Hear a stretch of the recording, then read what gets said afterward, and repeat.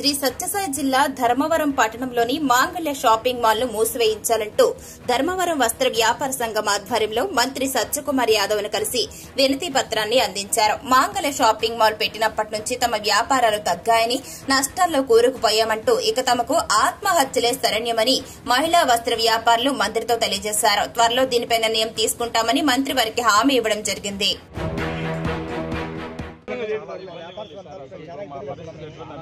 గత సంవత్సరం కాలం నుంచి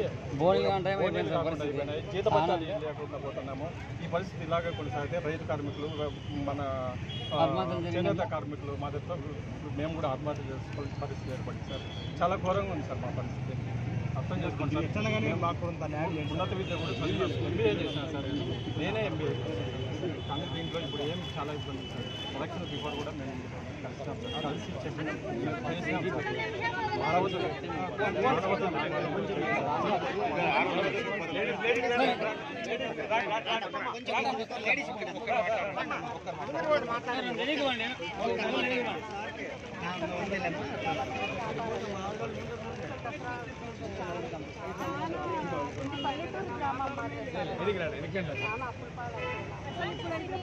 రాలేదన్నా ఇంత పెద్ద మాల్ చూసి నేను చాలా ఇబ్బంది పడతాను.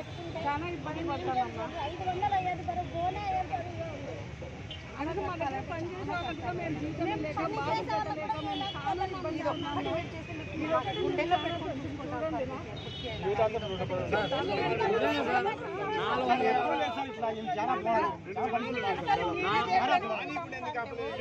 అప్పుడు రాజకీయ కాలేదు సార్. అప్పుడు